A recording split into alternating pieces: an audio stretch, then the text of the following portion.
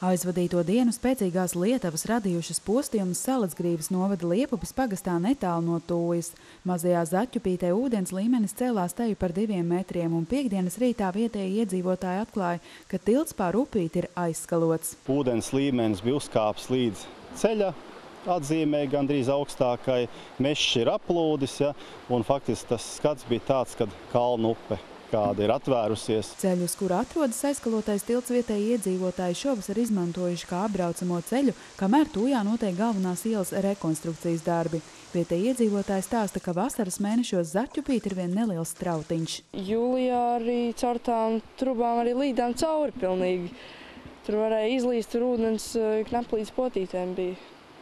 Tā kā parasti nav tik liela trauma. Tik strauji ceļoties ūdens līmenim aplūd arī upes krastos esošie mazdārziņi. Ūdens sasniedz arī māju pagalmus. Tūjā dzīvojošais Pēteris Ziemelis rāda, ūdens skalojies pie paša mājas sliekšņa.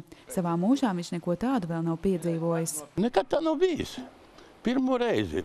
Es attaisīju vārtus, lai viņi iet iekšā tie ūdeņi, lai nelauž vārtus. Tad es reku, viss ir redzams smilts. Viņš man ir, tur laikā viņš, straumīte bija lielāka.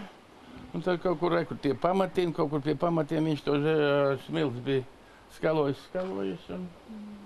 Tāda skādīta ir, bet tā jau ir dzīve. Spēcīgās traumas skalojusies cauri visam pagalmam, izskaloti vairāki puķu stādījumi. Tāpat būs jāatjauno upes krasta stiprinājumi. Tur viss gāja ūdens pāri tiem stabiņiem, tur tos stabiņus izlauza kaimiņam. Un tad, ja paiesim šito pusi, reku to bedri, viņš arī izskaloja, kas tur viņam bija nepaticis. Šeit visur gāja ūdens pāri kaimiņiem pa taisno. Reku paskatās, reku zemīt arī, recās saknes, viņi visu sakur vēl. Jo spēcīgi sakņu sistēma tā visai bija. Bet arī zem ir izskalota mazliet. Liepupes pagasta pārvaldnieks rāda, problēma sākusies pie aizskalotā tilta. Upītē palikušās 2 caurtekas ir ar pārāk mazu caurplūdi, lai uzņemtu tik lielu ūdens daudzumu. Šajā vietā izskalojumi veidojušies arī pagājušajā pavasarī. Ir lielāks šobrīd ūdens daudzums, kas izplūst caur šo caurteku, jo notiek meža šo sistēmu ceļu būvniecība, tur veidojas jauni grāvi, nāk jaunas teritorijas klāt. Talliņas šosē tika rekonstruēta, tātad tur plus arī šī infrastruktūra tika uzlabota.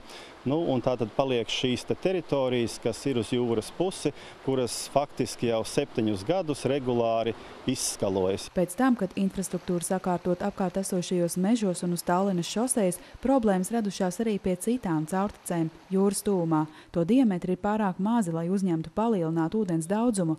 Iespēja robežās pašvaldība par saviem līdzekļiem caurteku sistēmu centusies sakārtot, taču visam naudas nepietiek. Te ir vajadzīgs kaut kāds komplekss risinājums. Pirmkārt, ir speciālisti noteikti, kas saprot par šīm meliorācijas sistēmām, kāds tur ir apjoms, jo patreiz arī zemniekiem, es saprotu, ir projekti, lai varētu veikt šos meliorācijas sistēmu rekonstrukcijas. Tas nozīmē, ka ūdens caurplūdes ātrums ar vien palielināsies. Tuvākajās dienās ceļa būvs speciālisti veiks aprēķinus, cik izmaksās aizskalotā tilta atjaunošana. Līdzekļus tilta būvniecībai Salacgrīvas novada dome plāno lūgt arī no valsts.